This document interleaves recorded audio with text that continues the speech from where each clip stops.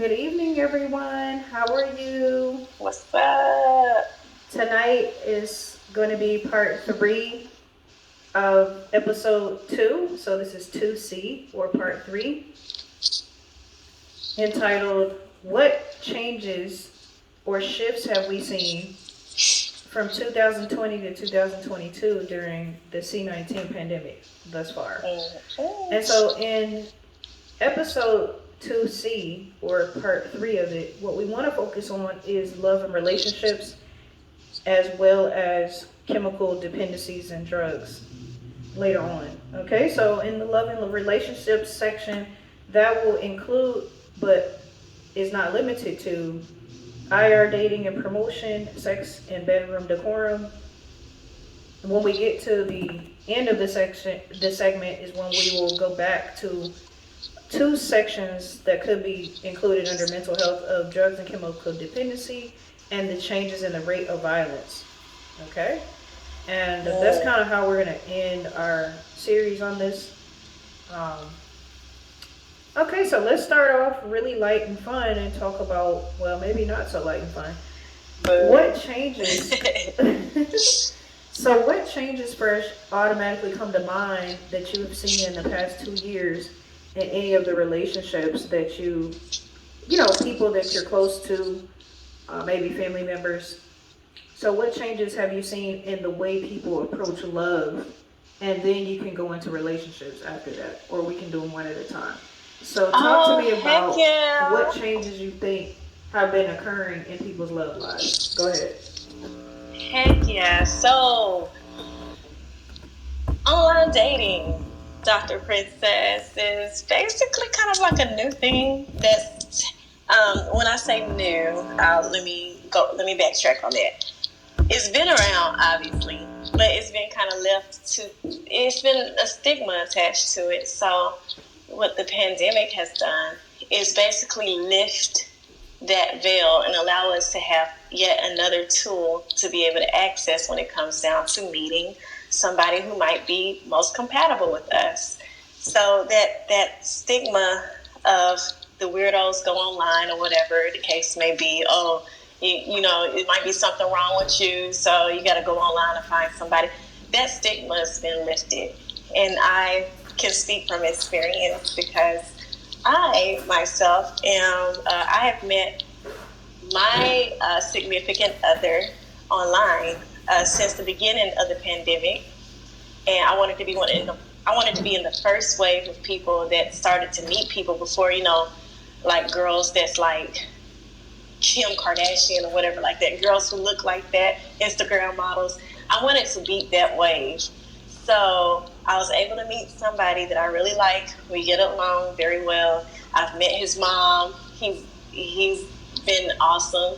So, and we're going on almost like our second year dating.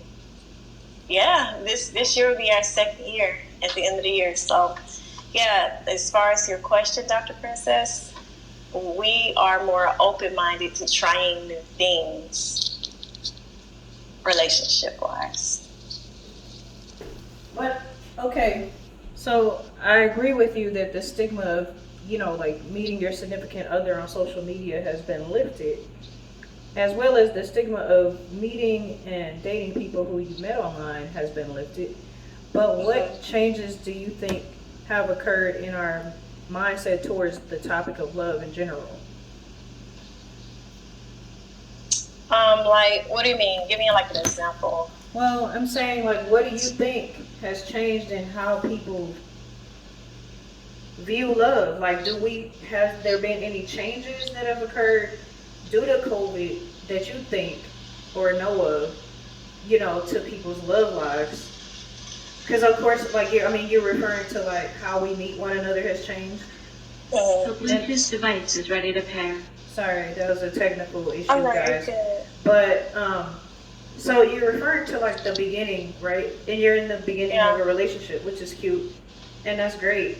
But do you know of any like relationships that have had any changes that are directly related to this pandemic?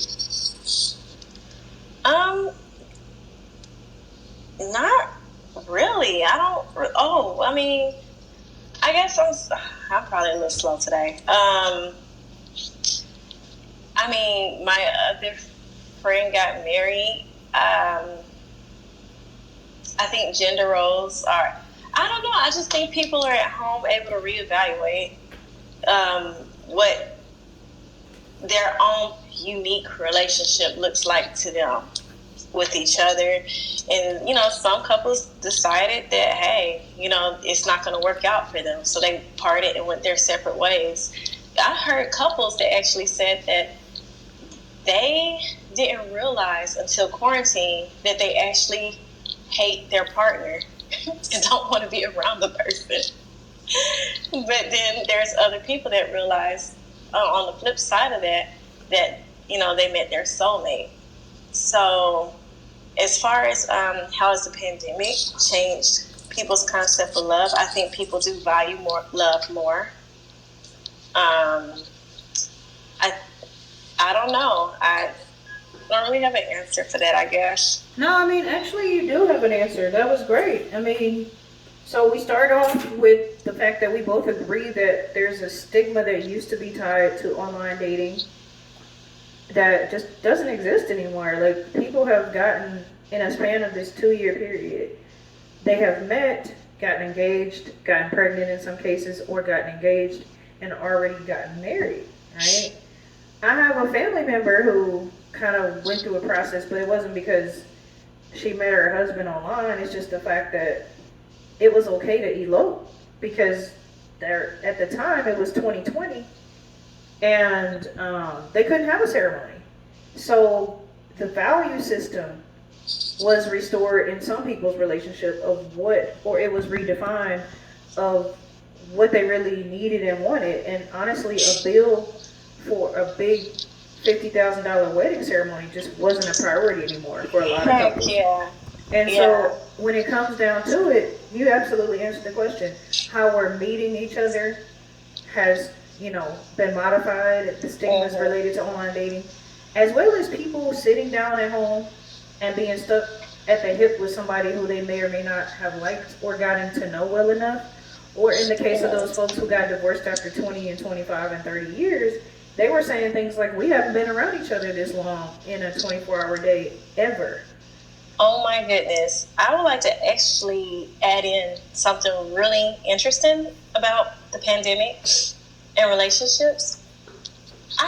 Oh my gosh, like, it is pulling so many families, like, it is pulling families apart because it's creating kind of like a really intense, I think it's kind of unfair too, because the pandemic is like creating a sense of urgency, like a sense of panic in people's homes.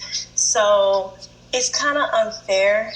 I think it's very sad, and I hope there's a lot of like counselors that will specialize in like this particular area of this particular moment in time for couples, because you remember this pandemic brought about a lot of controversial things. So in the beginning of the pandemic, remember there was like a lot of couples who, some people, let's just say the guy may not have cared about wearing a mask at all, but then the one that she really cared about a mask and hand sanitizers and all of that. But then you might have the other person who doesn't care anything about it, and they're going over everybody's house and hanging out with the boys and going out to restaurants, and they're coming home and they're bringing home what the other partner is trying to keep out of the home. So it's created a lot of rift in relationships, unfortunately, even with parent and children, but I'm not going to hop into like that.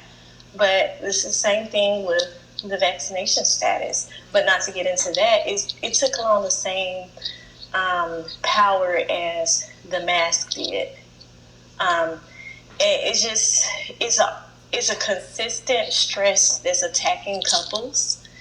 And I think what the pandemic did was probably shake up couples, and either they're together or they're not because of it, or they probably found somebody else that is more along their program, more free life type of living, or more astute and by the rules type of living. And I can't really disagree with that. When you start talking about the possibility of life and death, and I want to make it really clear for you guys, I was actually, I had COVID-19 in 2020. Okay. It actually went around the office, saw a lot of the residents, all but one out of the 8 or 7 of us, we all had it at some point within a couple of weeks, right? I was the only one that was hospitalized. Okay. One of my other co-residents ended up having a thyroid crisis of sorts and having to have thyroid surgery about a month after I was discharged. And I don't know the ins and outs of her diagnosis and things of that nature, but I do know that COVID exacerbated a lot of medical conditions that were already present. Okay, and at the time, in the early parts of the pandemic, when I got COVID, there just wasn't enough information. Okay, so unfortunately, I have to agree with you because I was seeing someone at the time, and it was a constant argument. Who's going to wear a mask, or why are you not wearing a mask, or we can't go to the store together if you're going to go out without a mask. As a matter of fact, you're not invited over here for dinner because you didn't wear a mask, because I saw you on FaceTime hanging out with your 10 cousins and no mask was around or present. So I absolutely agree that, and it's already been discussed in the research, like, there were couples such as the almost relationship that I was in, wherein you just didn't make it, right? You had to prioritize your health. I will say about that person, and he knows who he is, that I will always be thankful for the time when I was sick with COVID, because honestly, he was there, right? And me being in Ohio alone with family, a minimum of 8 to 10 hours away, it just wasn't feasible or possible for me to be, to fly from, first of all, the airport wasn't even open. So I'm always going to be thankful and grateful. I don't fully understand everything, but I think that season, reason, lifetime, it was season and reason for him. It was absolutely mandatory at that time for him to be present in my life, at least that's the way God wrote it. Okay, so always going to be thankful for that time. And unfortunately, some relationships or people's situationships just didn't have the foundation to withstand a pandemic. And ours was one of those that we were in the very beginning of dating. Like, literally, we had gone on one date when I ended up in the hospital maybe 2 weeks later. So it was just too early to have the foundation to really last, And so there's other relationships that were like that too, unfortunately, or almost relationships or situationships where you're in the very beginning of building, and then the pandemic happened. Like, we went on 2 dates before, everything was closed. So when you think about it from that perspective, everything else we did was indoors, in terms of like we had to be creative. Like, okay, we're going to do a game night over here, and, you're going to do whatever over there, and invite your friends or whatever, only if you invite less than 5 people, and then we would get into it over how many of his friends. Because it came down to safety. Everybody, especially me at the time, because I ended up with long time COVID, as you know, everyone had to look out for their own health. Right. And this person was taking care of me and still questioning if it was a hoax. So you know the story. Oh, that sucks. Yeah. So, it was like we arguing frequently at this point, because you decided to be a really great almost boyfriend or whatever you want to call yourself. And, but then you decide to also not wear a mask because you don't want anybody to tell you what to do in terms of the governor. And also because you wanted me to know and other people to know that you didn't really understand why I was sick. you felt like it was a media ploy. I mean, it was like the list went on and on. It was dragging. So I was like, we're not gonna get along. I just felt like we weren't gonna get along because we weren't seeing eye to eye on anything related to the pandemic. Yeah, it's messed up because you're meeting people in the heart of survival mode, and that's just not. It's like not fair to meet people while they're in survival mode. If that makes any sense. It was so sad. I met him 2 weeks before the whole city was shut down. Wow. I mean, I didn't meet him, but I knew him before. Yeah, but we went on our first date literally. I think it was excuse me, 2 weeks, 3 weeks, maybe 3 weeks before everything was closed, and so it was just really sad. But I won't get into that rabbit hole. We'll move on to the fact that people did make decisions. I'm not going to belabor it because you already said it. They evaluated and reevaluated their priorities in relationships, right? So if I realize that I have been in your presence for 24 hours and I cannot stand you, these married couples of 20 and 30 years were running to file divorce. China saw more divorce in 2020 than they did. I mean, it was like they broke a record because they don't believe in divorce. But when you look at it, the countries in Asia and Europe that were getting divorces at record rates, they were also admitting they never really been at home with their spouse that long. Everyone went to work. And when you're at home with someone for 30 or 40 days straight, you're bound to get on each other's nerves. Right. You had no outlet in certain cases, So anyway, we'll move on from the love and relationships to changes that we've seen in sex and bedroom decorum. Heck yeah. So I'm gonna let you go ahead and start with, what do you think has changed in people's bedrooms? Anything goes, nigga. I'm just kidding. Okay. Well, first of all, we have to address the fact that Pornhub went free 99, okay? Pornhub became like free for anybody who wanted to watch it. You didn't have to do any of like the little premium subscriptions. Don't ask me how I know. But so like I think you didn't have nothing but time to talk during the pandemic. So I like, for me, starting my fresh relationship, I just decided to be just very transparent with my partner and let him know basically kind of what what it was that I liked and what it was he kind of did the same thing, and we were able to kind of like come together and figure out, okay, what stays, what goes, what's opening Pandora's box for you, like what is the deal breaker when it comes down to like sex. So sex, I think, has become a lot more fun. There has been a new revolution in pornography. I'm not by any means promoting pornography at all. But I am saying that it's a day and age that I think there's like a sexual revolution that's occurring at the same time as the pandemic, and that was actually instigated in a way by the pandemic, because now it's just like you're able to really get to know what works for your body better.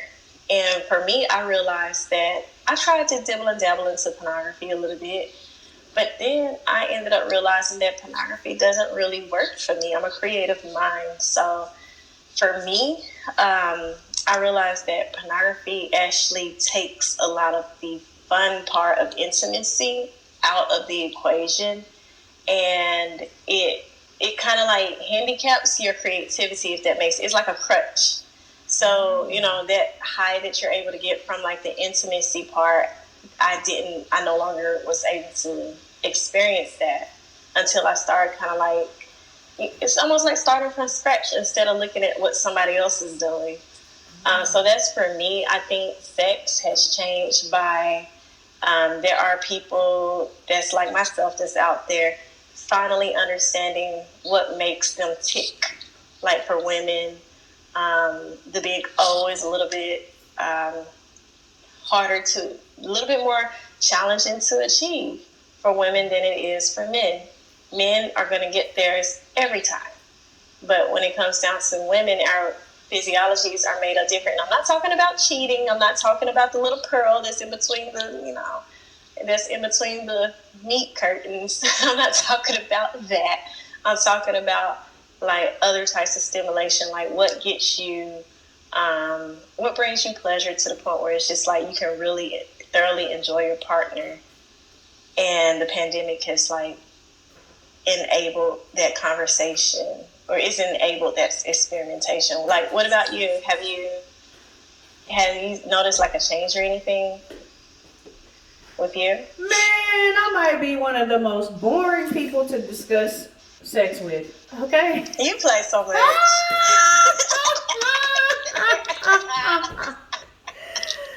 I mean, we are talking about me, right? Let's talk about it. I done crossed my legs, warmed up some Brussels sprouts. I don't know where to start. Like, and you know, guys, Phresh and I don't talk about sex much, okay? So we're gonna have real time reactions to one another.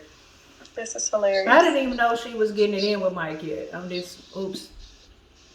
Michaela, no, I'm just kidding. So, You got me back. It's cool. So anyway, this is a fun topic. I can't tell you that anything has really changed for me during the pandemic. What? Yeah. No, you asked me, I'm answering the question. Oh my goodness. I'm just answering the question. Don't hold me to it. You know, because you and I have discussed certain things I won't put out there, but certain things that you're much more exploratory than I am.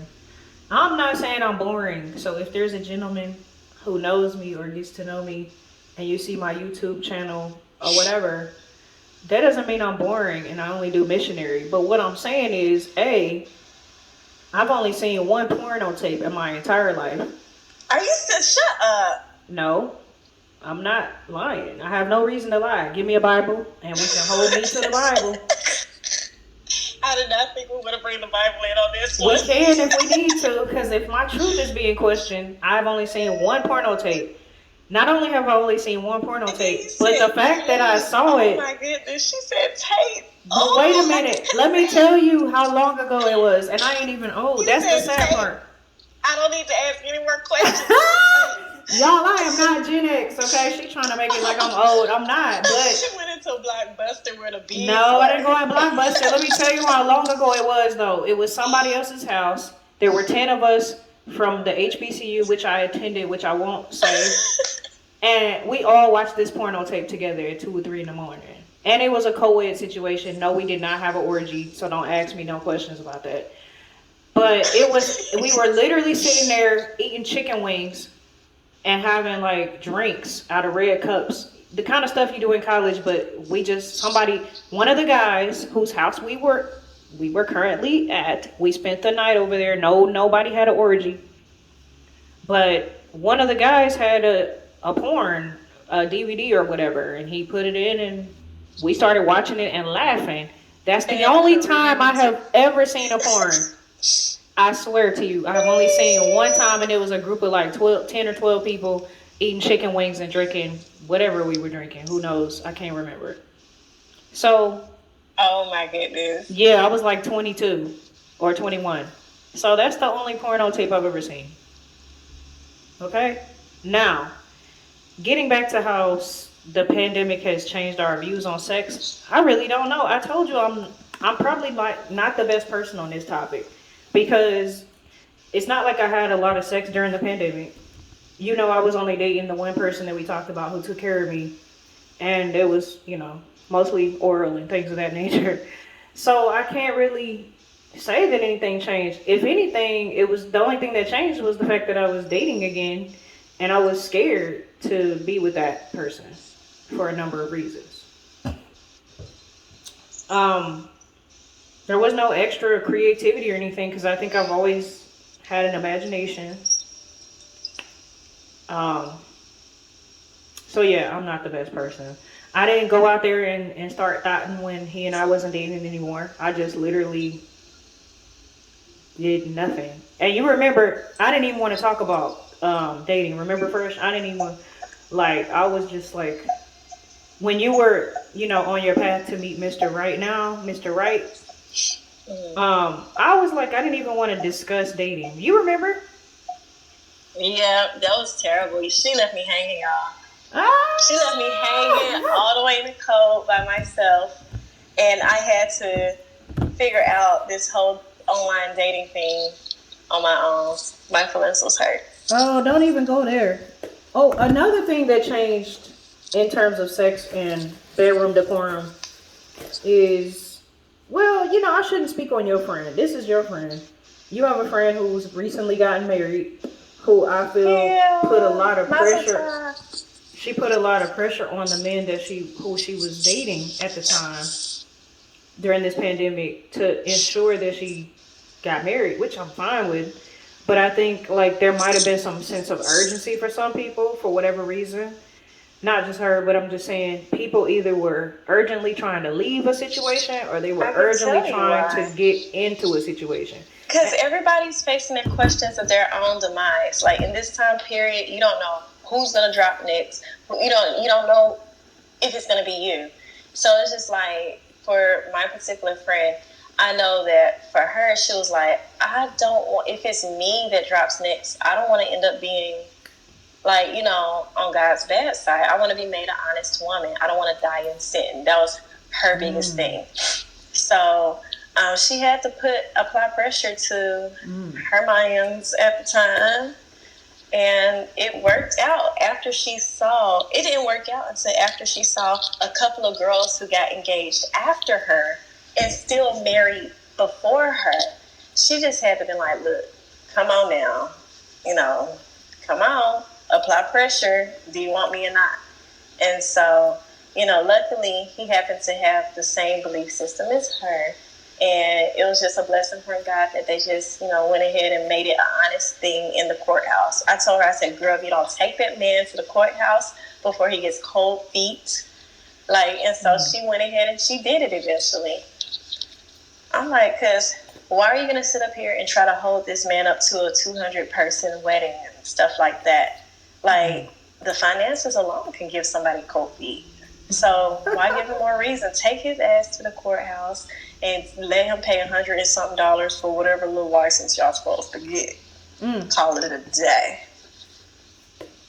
You know what they say? It's cheaper to get married than to get divorced.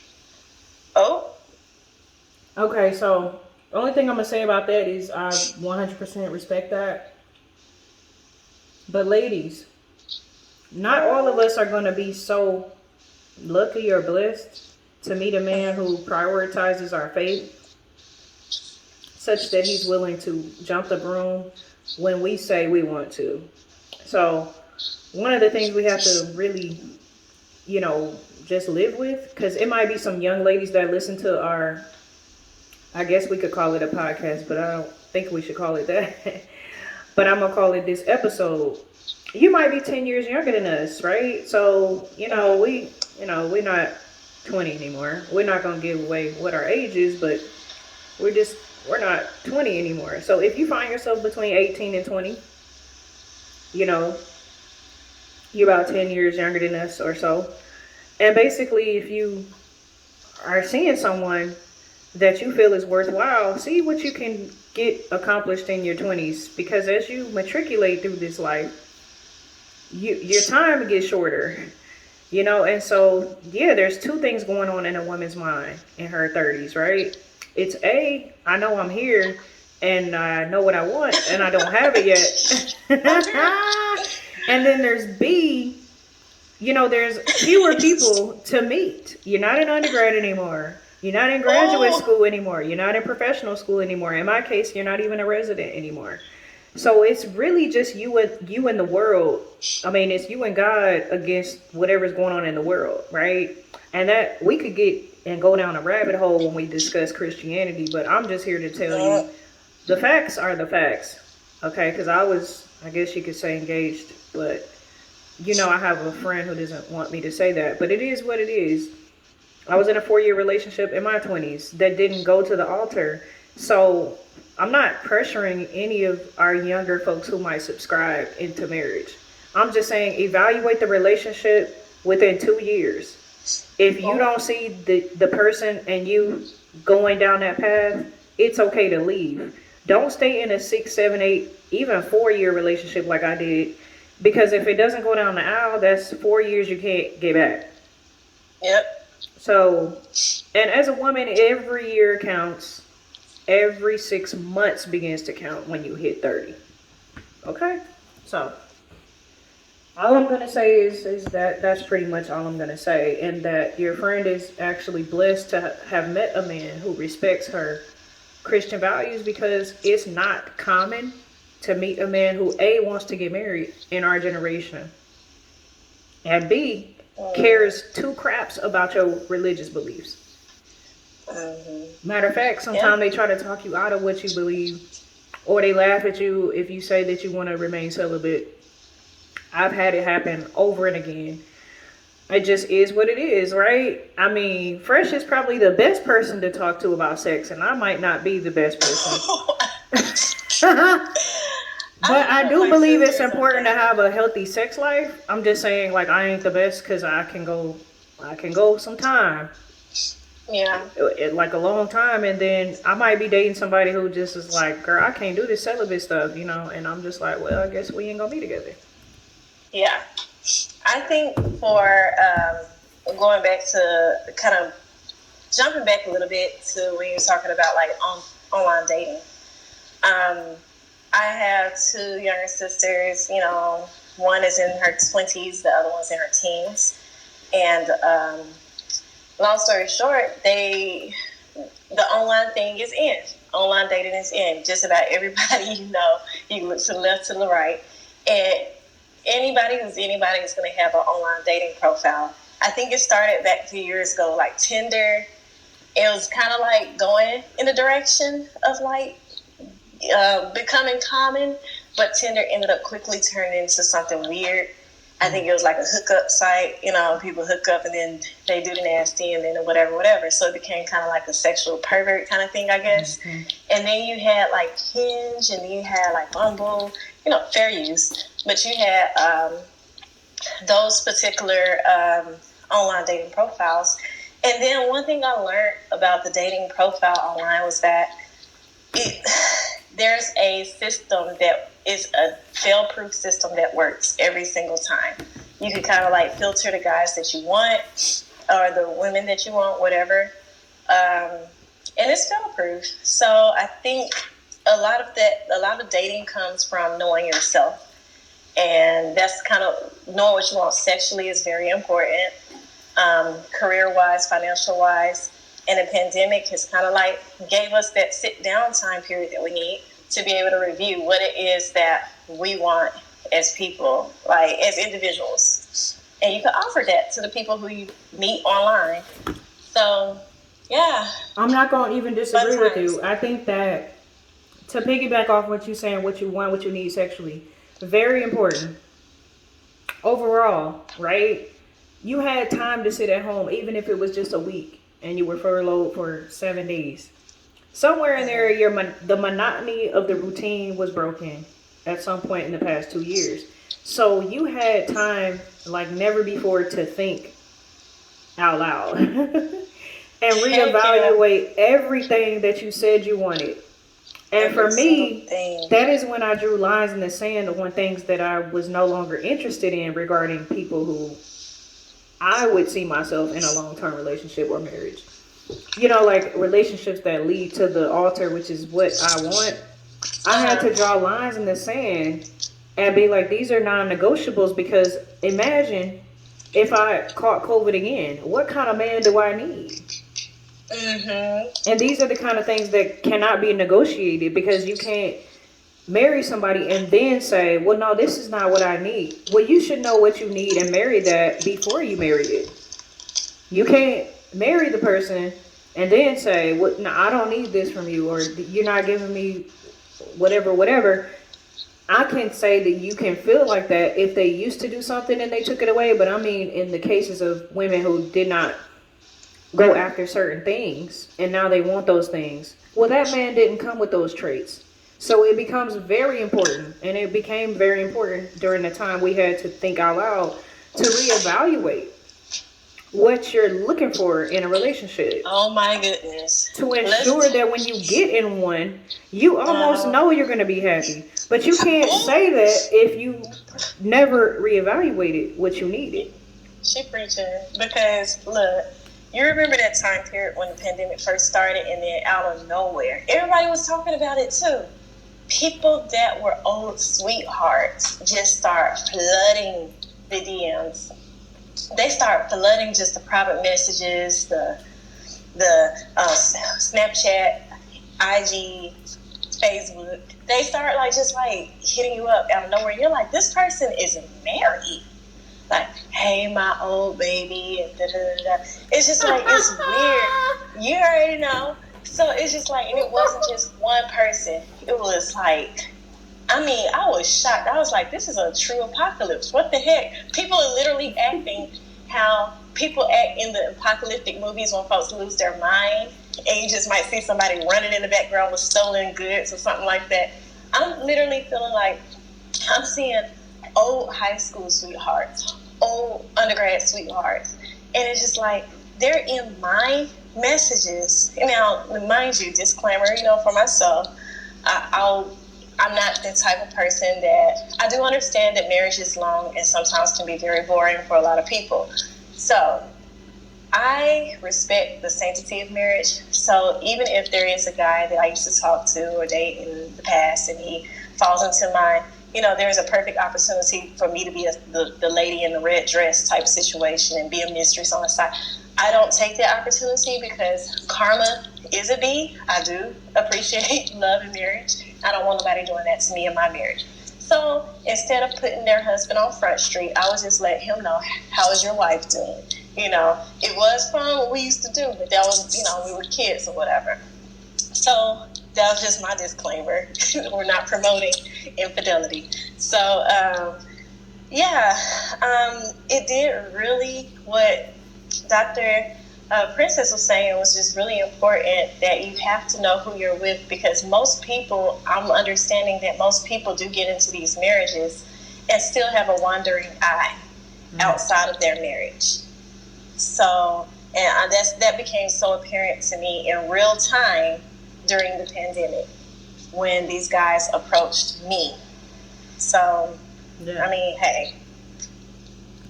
A lot of people was reaching out to that old bae. But one of the jokes that was out on social media in 2020 was, oh, now you just realized that you actually did need someone who could cook. Remember we talked about Jimmy John's in the first episode. Oh, now you realize that your man needed a little bit more than just to go get a fade from the barbershop. There were barbers that died. You actually realized you needed a man who could reach the top of the cabinet and put together a wood set, or lift the left half of the refrigerator so you could store some items under the other side of it. It came down to practicality. There were men who I knew who knew how to cut their own hair. They know how to do their own haircuts. And then there were guys who, when you saw them post a picture on social media, you screamed because, wait, you look like a werewolf. What's happening? Oh my goodness! And same thing with ladies, not knowing how to do your own nails and hair. We talked about this over and again. Girl. It's a practical skill, and if you are African American descent of any kind, and your hair texture is 3C all the way down to 4C. And you don't know how to comb your hair, part it, oil your scalp, twist your whatever, deep condition your roots on your own, and the shops were, one person at a time, or we closed and we open for one day a week. A lot of girls went crazy, and so did their scalp. And the smells that the beauticians that I know told me about, with that weave that you couldn't figure out how to take it out. You couldn't even figure out how to, the mold that happens when you don't know how to wash your own weave.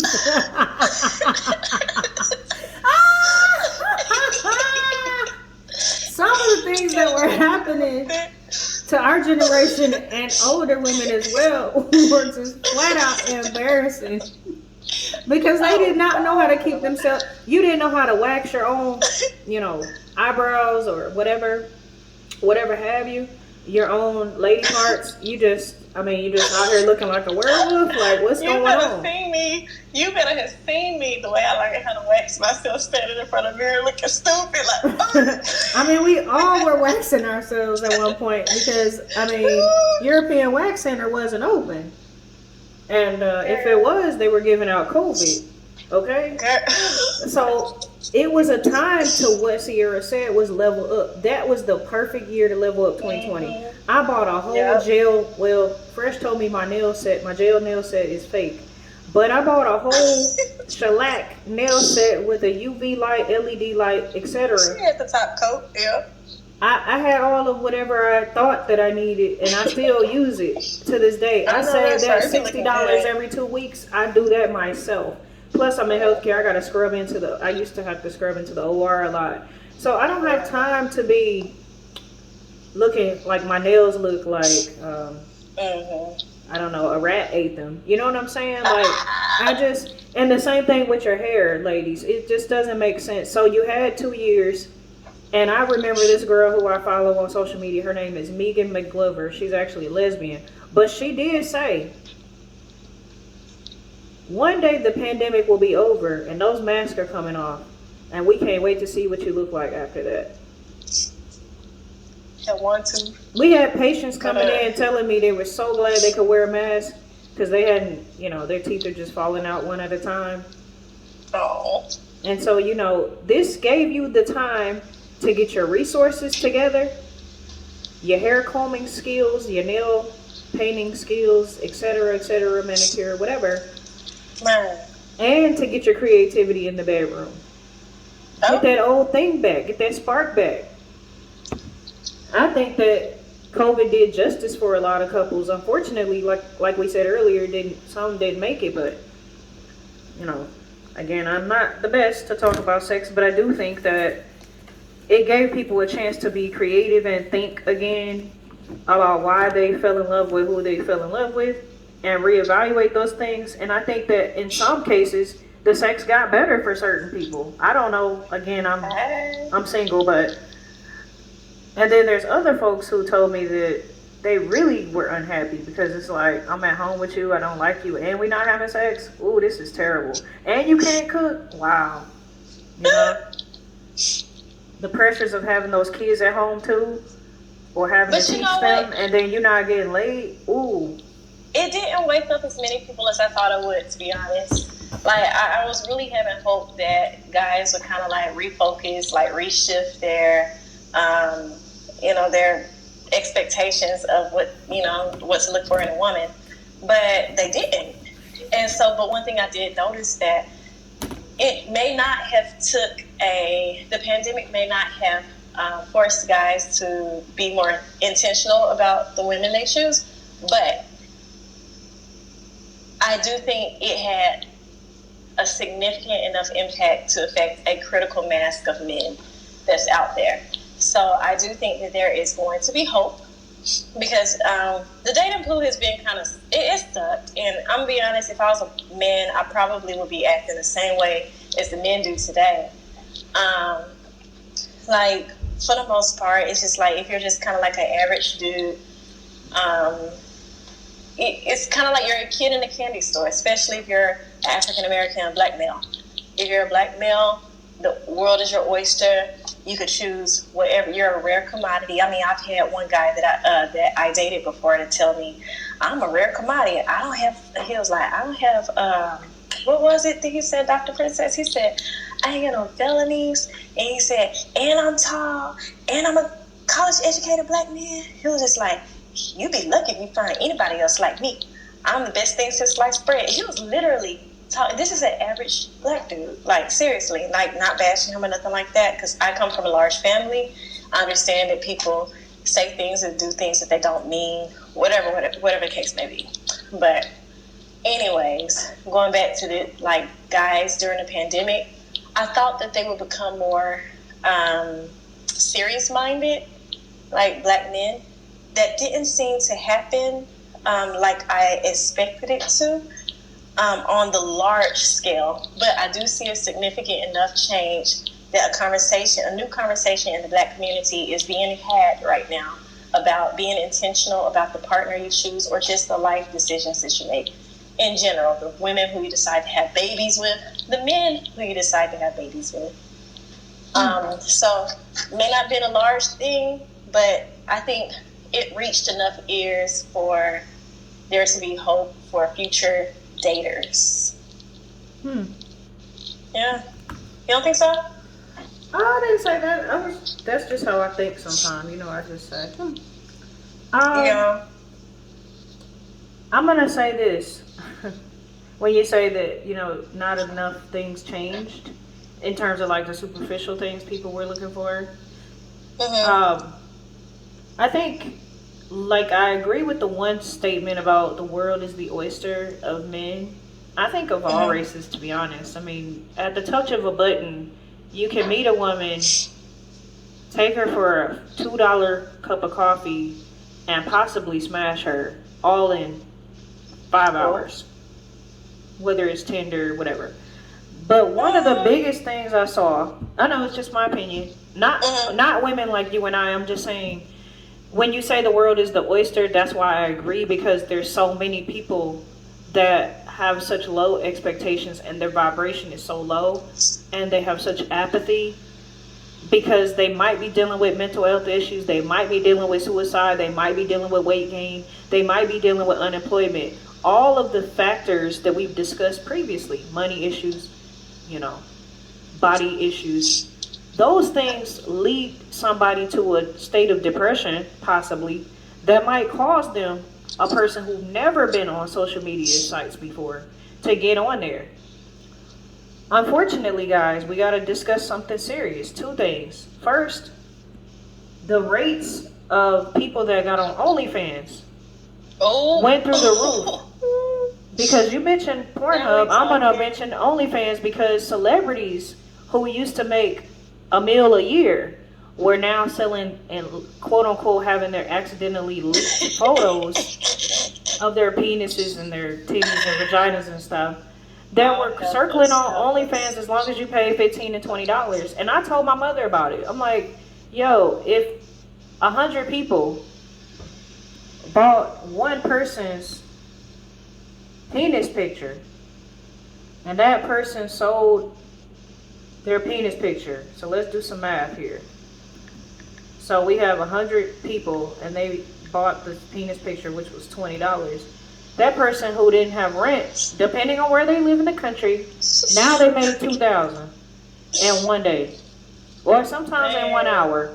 And people got rich off OnlyFans to the point where in 2022 now they're banning certain people from being on there. But all of last year it was popping. Man, I just wanted to show, like, you know, some feet or something. That's it.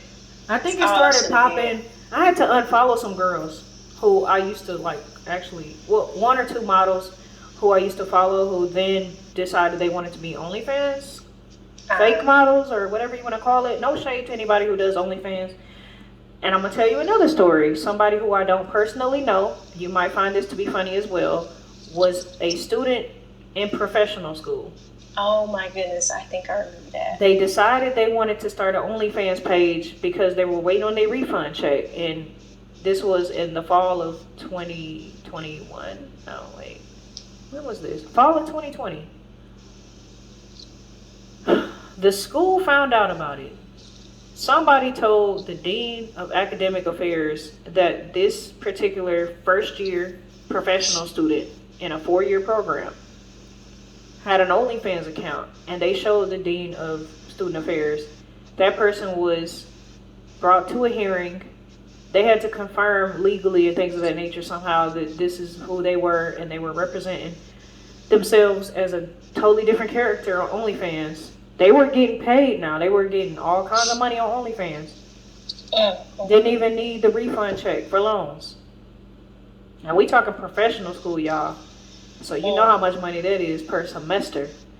And all of a sudden, their medical career ended within 2 days of the hearing. They were found to be, quote, guilty or responsible for these photos being out on social media. The school said that it was an embarrassment to their institution, and they let the person be dismissed from the school and blackmailed from, that community at large. So it's going to be challenging because I don't know if they took the first part of the national boards or not, Phresh. I can't remember the story. I think she might have taken the first part, but it's unfortunate. That was an accidental laugh. Okay, so OnlyFans changed a lot of relationships, and maybe Pornhub did too, because people had access like never before to make money and to send their money to strangers, right? Pornhub, you said, was free, but OnlyFans is not free. And for celebrities who were going down fast financially because the concerts weren't open and things of that nature, this became a means to an end for income for them. Some of them would show half of a nipple and get $50. And they show the other half, they get another $50. But then you had somebody whose name I will not say, who is also a female rap celebrity, who intentionally recorded herself, giving fellatio, as well as throwing up on the mic. And, throwing it back. And it's just like really distasteful.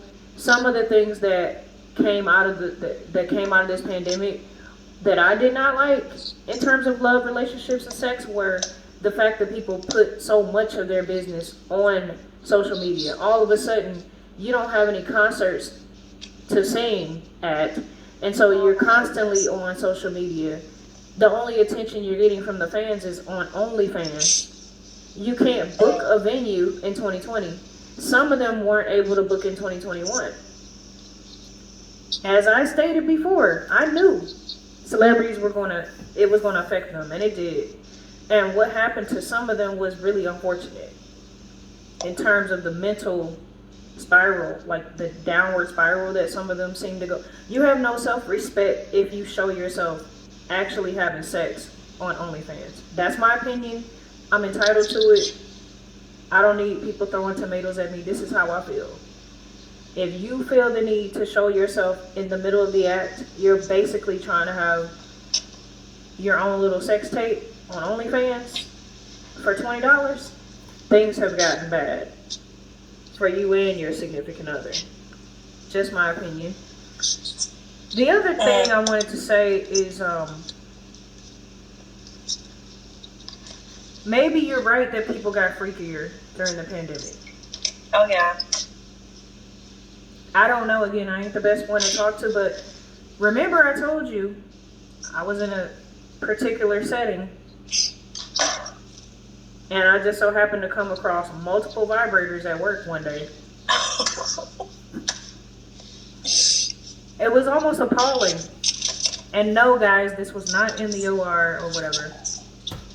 Maybe this was in the rehab section of, wherever I was. But the point I'm trying to make is, I've seen and heard more people talk about, and give advice to other people about what type of vibrators to get.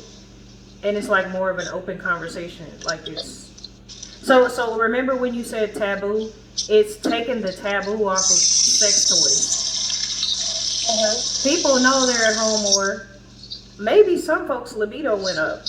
And so in order to curb that or to meet them where they feel like they need to go, they are buying more sex toys. What do you think? Heck yeah. Don't let me talk about my arsenal. No, go ahead and talk about it. Do you feel like that, you've become more creative, that you have purchased more? You can talk about it. You're the sex expert on this show. No, I'm not. Don't do me like that. Okay, no. Well, I think that the conversation of toys is less taboo because this is a time period in history where it's just all of us can know each other's struggle without even having to know each other. So, because, you know, pandemic has hit hard when it comes down to like having significant others or, you know, meeting new people. So, you know, it's just another human, you know, it's just another human nature. It's another part of our human nature.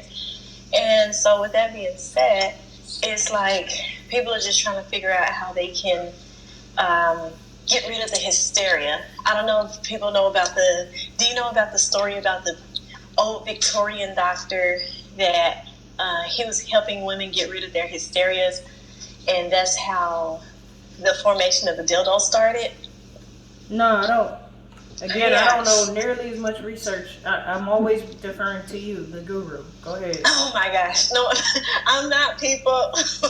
I'm not talented tip. Okay. So, yeah. So that's how the Victorian dildo got started.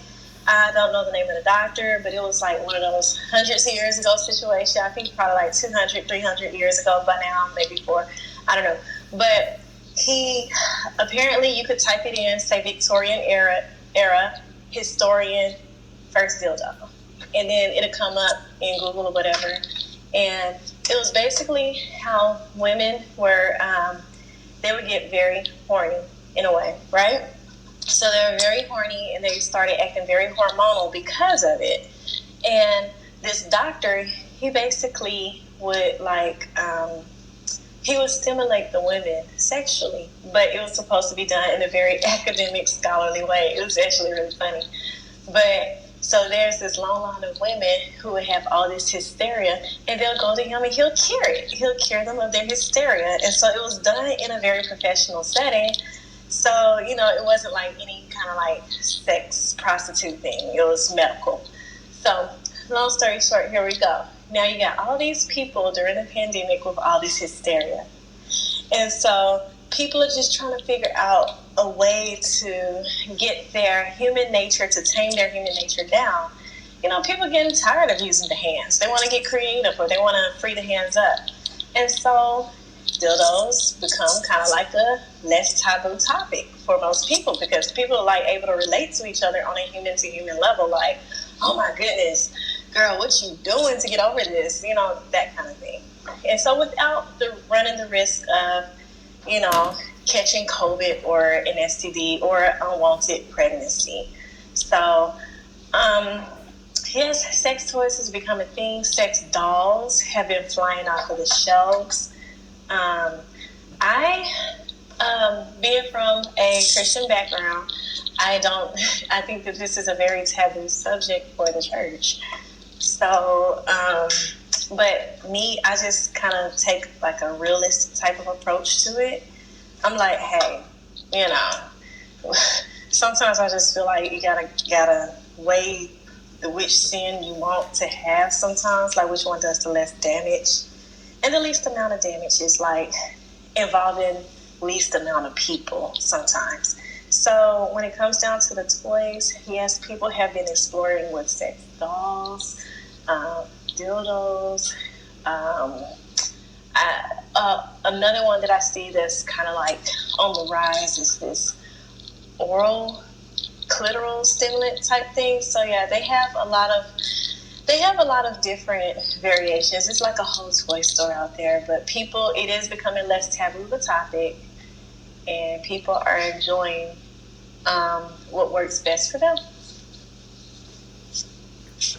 I couldn't have said that better myself, because there is a lot of exploration, including the sex dolls, and the number of things, you know, like, I guess, sex dolls and toys that, you know, were bought in 2021. I know it skyrocketed, so people are definitely doing things, you know, creatively in some way to try to mitigate the effects of being secluded more, you know, or perhaps they're becoming more creative in their relationships.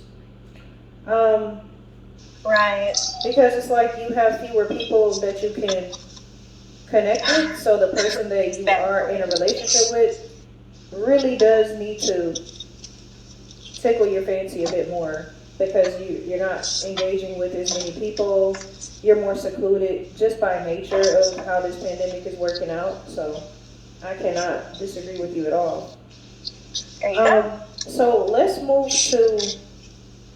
I don't really think there's much to discuss when it comes to IR dating and promo, like the changes in the past 2 years.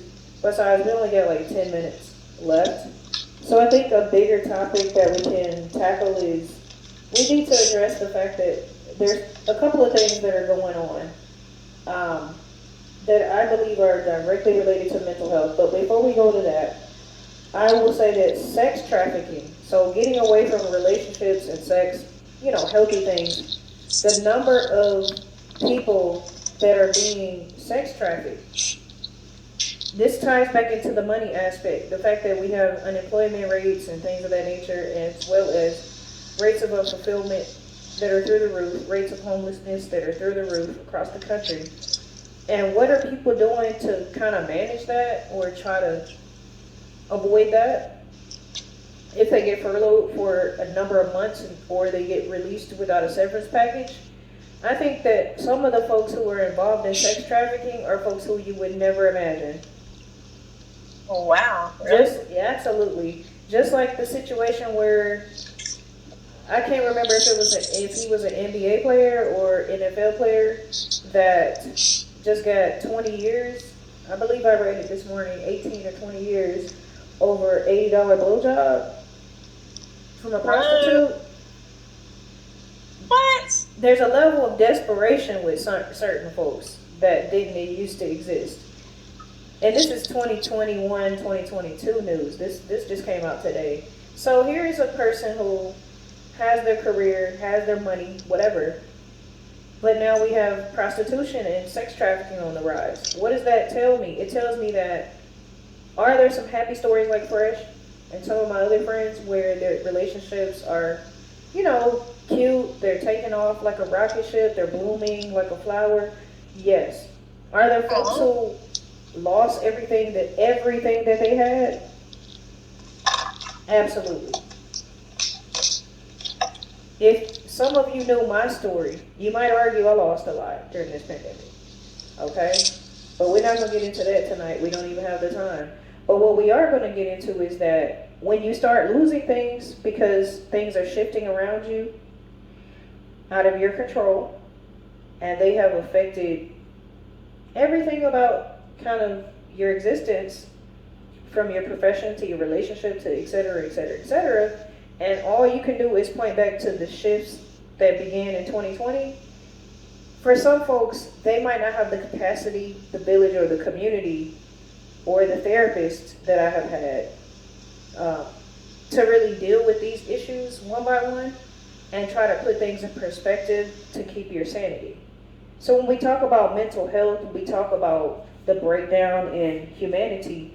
The number of people and children in particular getting sex trafficked, to me, it signifies there's a real serious breakdown in humanity. We shouldn't have this many 5 and 10-year-olds that are getting caught crying because somebody stole them. All they did was run outside and go get the Frisbee. And sometimes they get reunited with their family, but unfortunately, I think I would have to do the stats on this. I know most of the time they don't. That's the real reason why we're talking about it. It's a topic that was added to the ADA and the AMA curriculum for CE courses. We have to now include sex trafficking. First it was opioids. Now we have to do annual sex trafficking training, which just began in September 2021. So when you think about it, when they add these topics, it's for a reason. It's because enough people died of opioids, enough people have died now of sex trafficking, to where the medical community has got to take a look at this. And this is a situation which has skyrocketed during the pandemic that I would like us to address. Although we don't have all the time in the world because we're closer to the end of the video, I think we still need to talk about sex trafficking and the effects that it has had on society. And all we can do is, really talk about the U.S. So what do you have to say about this, Phresh? This is actually a really near and dear kind of like topic to me, because I actually was targeted for sex trafficking 3 times in my life. And it was the situation was really weird. I'm actually built kind of small for the audience to know. I'm built like really young, so somebody at first pass can mistake me, especially depending on what I'm wearing. Not very curvy and nothing like that, but you can mistake me for a teenager. You can mistake me for a person in my early 20s, depending on how far away you are from me. So, with that being said, let me just add, guys, we both look great for our age. Yeah. Neither of us is all like broke down, busted, and disgusted. 30 is not a death sentence to your youthfulness, and neither is 32, 31, 35, 38, however old you are. Even if you're 40 and you're listening to us, if you're in your 40s, if you're in your 50s, my mother is still gorgeous. So no matter your age, take care of yourself. Okay, Phresh, go ahead. I just want to throw that out there. And so I'll start with the most violent first. It was Nashville, Tennessee, right beside the interstate. If anybody is familiar with the Tiger Mart, that's right there before you get on the interstate. I think I don't know if it's hard to remember right now. I think it was like West End or Charlotte. So it was that end of going towards the downtown area. That Tiger Mart is on your right hand side. I was at that particular. Now, going against my better judgment, I was outside late. I had just left my sorority sisters from a dinner, and then it was dark outside. Everybody that I ever known always told me never do anything in the dark, okay? But guess what? There I was. And getting gas. So I'm getting gas, and I happen to be I'm a permit carrier. You don't need permits anymore, but I was at the time. And so I took a risk and decided to pump gas at the pump that was closest to the street. It was a well-lit area. And this car drove up next to me. So long story short, a shady character that was sitting in the back. His car was parked in the back with the lights off. Everything was dark towards the back where the woods were closer to the back side of the gas station. All of a sudden, this car creeps up next to me. There's so many. This is a large gas station, not a small, tiny one. Okay, so he creeps up next to me, and he stares at me as if he wants to, he's suddenly about to pump gas too. He's shady. He had an SUV, and so I'm hands in the purse because I'm getting all kinds of bad vibes. And this guy, he was a black guy, kind of short. And just, to give you a descriptor, make you feel like you were there. And so all of a sudden, when I turn around, this dude charges me from the other side. And I grab my pistol and I'm about to feed him some bullets. So, I'm not promoting violence, but this was an act of self-defense. Nothing came of that because I was shaking. And that's when I realized this guy wanted to do some sort of harm. I don't know if it was to snatch me. I don't know if it was to rob me, but it didn't feel good. So I was shook up. I was scared. I kept my hand on the gun the whole time, and I just walked backwards, didn't let him out of my sight. So that was that first situation. Second situation is not as long. That was the longest one. So the second situation is the shortest one. I was actually outside of the country. I lived out of the country for a couple of years. And this strange character, he was an Indian guy. He was walking back and forth with this hiking backpack. And before you know it, everywhere I went downtown out of the country, because I lived there or whatever at that time period, he was following me. And my study partners, which both happened to be guys, noticed it before I did. They said it was a creep that was following us for a couple of blocks. They told me, don't go nowhere, don't go to the bathroom, don't leave their sight. And so that was the second time. Third time, that was on an island. Okay? The third time is the scariest because it's the most recent. This happened during the pandemic. This one was a white guy. It was New York City, broad daylight. So the second one out the country was broad daylight. This one was also broad daylight. Now, you know how New York is. They have their buses. They have their metro. So next thing you know, a car just cuts. I mean, he looks like he cuts the whole traffic. People are honking at him. He cuts through 6 lanes to pull right in front of me as I'm getting ready to go to my clinical rotations in the morning.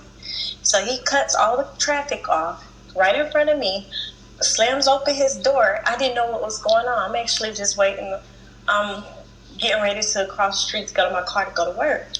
Next thing you know, this guy opens his door. He reaches over, opens his door right in front of me, screams at me, "Get in the car." And I'm just like, I'm looking around me because, what the heck is this dude talking to me? And if I'm the only person standing right there, I'm scared because I'm bracing myself from the front and the back. I didn't know somebody was going to come from behind a tree I was standing beside to like push me in the car or what. I just thought it was weird because he said, "Get in the car." He had a mask on, older white guy, heavy set, tall. And so I'm shaking up, y'all. I get to work. And without, dispelling too much information about what I saw at work, I'll put it to you like this. I saw a person that did not happen to be my patient, but they were another person's patient, and they looked just like me. My physical profile, from if you're standing 20 feet away from me, you wouldn't really be able to tell, if you squint your eyes, you wouldn't be able to tell me from this person that I'm talking about. She fit my physical descriptors, and she was a victim who just escaped sex trafficking. That was the same exact morning. So, yeah, it's real, and it happens. And I'm like, he happens to come up to an adult saying, telling me to get in the car like I'm a kid or something like that. I can't imagine the girls who are, scared, that probably think, whatever the case they may think, and they hop in the car with those individuals. So as women, we have to learn the signs. There are a bunch of little hand signs and hand gestures that's out there. And just like Dr. Princess said, they're putting everybody on code for waitresses. I know in Florida, they have a lot of little, if order a certain drink off of the menu, if you are being sex trafficked, order a certain drink. There's a hand gesture. There's, you can wink. There's different ways. People are going to try to connect better with sex trafficked victims. So that's my spiel. Those are my experiences. It is real. It does happen. It happened to a grown woman. I'm pretty sure they thought I was younger than what I was. So there you have it. The only thing I want to say on that, because I really don't have a whole lot to say, is that ladies, particularly like those of us who are, under a certain age group, like under 40, especially those of you who are between like ages 15 and I don't know, whatever, and you have a youthful look, and you are, because both of us are relatively petite in our frame and things of that nature, so learn some form of self-defense. Phresh has always had her pistol, and I still can't shoot a gun, but I got other methods that I won't disclose. So have some kind of way to defend yourself. That's the first thing. And second thing I wanted to say is always be careful of a man who is willing to fly you out before you met him. Oh. So some of us on, online dating or whatever, we haven't found we don't have a boyfriend yet, right? So Phresh has a boyfriend, I don't. So I have to be careful and read between the lines of what people say and how they say it, how they approach me. Always meet someone for the first time if you can in broad daylight. And if you can't, then in a well-lit area, in a very well-known area, downtown in the city. That means if you live in Murfreesboro, Tennessee, you need to meet them in Nashville. Okay? So think about what we're telling you. We're just giving you advice because we don't want to hear. If you listening to us, then you came and if you stayed through an hour and 13 minutes, you care about something we saying. So just take that with you and be careful, because unfortunately, guys, and Phresh, you correct me if you have a different opinion, I don't see this thing turning around. Okay, it's snowing right now where I live, and so this is very indicative of the coldness, not just because it's January, but the human nature has really turned cold. I mean, for those of us who believe in some kind of scripture, this is normal. The love of man will wax cold. People not having any kind of feelings, you know, sex trafficking children or adults and just throwing them away, discarding them, rape, sex traffic, make money, and then kill them because they don't want the evidence or the DNA to be found. This is where we are. You cannot be out here without a single method of self-defense, without a prayer life, or somebody who can pull up within 5 seconds, which is not as likely to happen. But if you got someone who can pull up within 5 seconds of your location at any point in time, wherever you go in the city, then fine. Whatever you have to do to be safe, because I just don't see it getting any better. If anything, the folks that we know who have kids have to teach them more at a younger age. They already have told me. And they have to do more to be proactive in protecting their kid. There's nobody really out here that's going to help you protect your kid except your family. And that's only if they're on the straight and narrow and they don't have a loose screw. Now, getting back to loose screws, I think we covered sex trafficking pretty well. Let's wrap this video up with our last topic, which will be loose screws. Mental health. We're going to close it out with a couple of things which I believe point directly back to the state of mental health during this pandemic. So what are some changes? Especially we're going to start with drugs and chemical dependency. So what are some changes that you feel? I mean, do we need to make another video? This one might be, we might need to wrap this one up. Because the last topic might take longer than 5 minutes, and I don't really want to rush it because I really want to know what changes do you think have occurred in how we approach and discuss drugs and chemical dependency during the pandemic. I mean, so I think we should probably, I mean, even if it's not that long, we should close this one and then, we'll start over. Yeah, we can do that. All right, so we'll see you guys in a minute. Thank you for rocking with us this long.